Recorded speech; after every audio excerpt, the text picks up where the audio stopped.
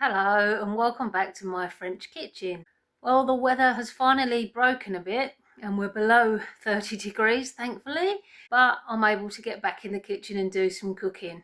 It's bearable again. So I've got a nice cake recipe for you today. We're going to be using some cherries from the garden that I picked and froze when they were in season and ready about a month or 6 weeks ago. You can either eat it warm with custard or ice cream or cream as a dessert, or you can serve it cold with a nice cup of tea. And as with all my recipes, it's a nice easy one. So let's take a look at what we're going to need. 280 grams of plain flour or all-purpose flour, 90 grams of sugar, and 180 grams of butter. I'm using salted butter and I've cubed it. You can use unsalted as well if you want. And that's for the base and the topping. And then for the filling, 400 grams of pitted cherries, 55 grams of Demerara sugar, and a heaped tablespoon of cornflour. I've set my oven to 180 degrees centigrade, or we also need 2 mixing bowls, a large one and a medium one, and a square oven-proof dish, which we're going to line with baking parchment. So the butter that we're using for the cake is cold from the fridge, but you'll also need a little bit of soft butter just to line the dish with. So just take the baking parchment, push it down into the buttered dish. You want to leave the edges hanging over a bit because that will help when you want to get it out with the cooking tray at the end when it's done. Our first job is to tip the flour, the sugar and the butter into the large mixing bowl, and now we're going to rub that in until it's like breadcrumbs. This is quite therapeutic to do. Of course you can use a food processor if you want to, if you've got one. Probably a good idea when the weather's hot because it's quicker. But today I'm going to do it by hand. Lightness of touch with your fingertips if you can.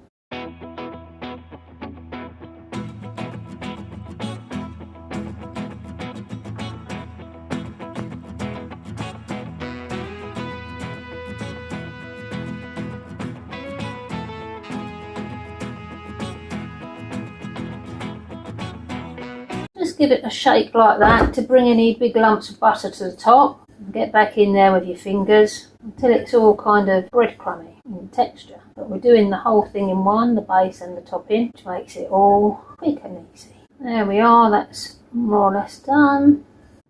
So our next job is to take 150 grams of this mixture, put it into a bowl.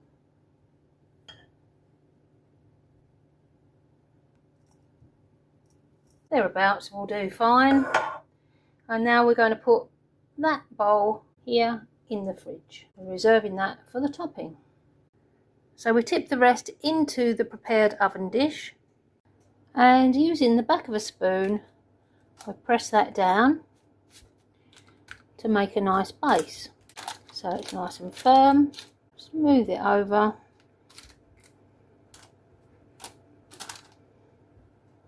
And then that goes in the oven for 20 minutes until golden. So while our base is going nice and pale gold in the oven, we're going to make the filling. So we tip our cherries into the medium-sized bowl and the sugar, and then we sieve in the cornflour and give that a nice stir until it's all well combined.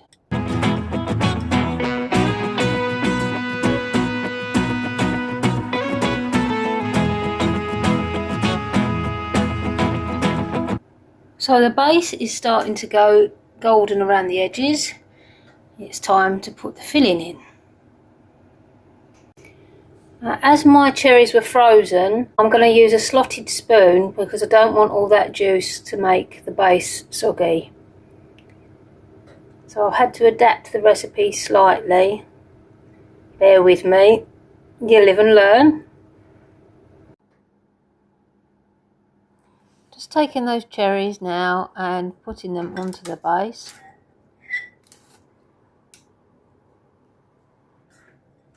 Good idea not to use the syrup, I think, otherwise it really would have made it too soggy.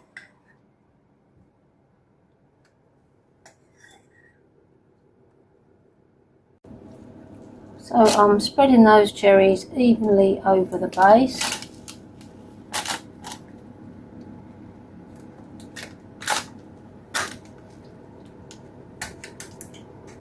And I'm just sprinkling over a tablespoon of sugar, because I'll have lost some of the sugar in the juice that I'm not going to use. And my cherries are quite sour. If you're using sweet cherries, you might not need to do this.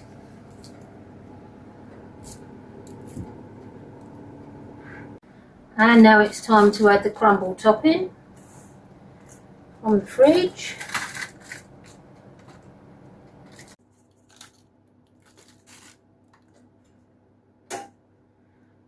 Just spread that out a little bit. I need to press it down. And now that goes back in the oven for 40 minutes.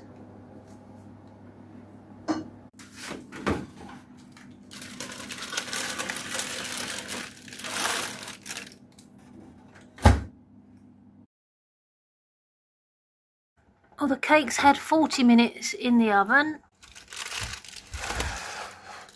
And that's just right. It's nice and golden, and we can see the cherry mixture is starting to bubble through. So I'm going to take it out the oven now. Doesn't that look nice? Now we need to leave that for at least half an hour until it starts to cool down before we take it out and cut it into slices.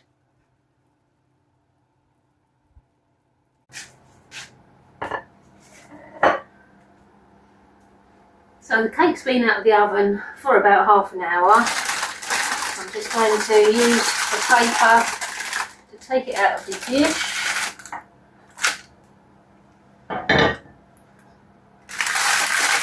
Peel that away at the sides a little bit. And then taking a long knife, I'll just cut it into pieces. How many pieces should we do? 6? Yeah, I think that would be good.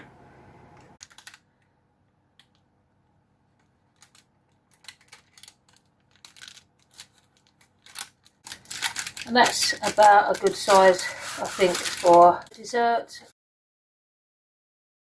And if you're going to serve them with a cup of tea, then you can cut them in half again and make them more to a biscuit kind of size, as I've done here.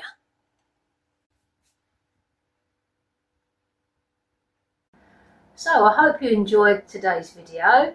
Let me know if you're going to give it a go in the comments below. And I'll see you in the next video. Thanks for watching. Bye for now.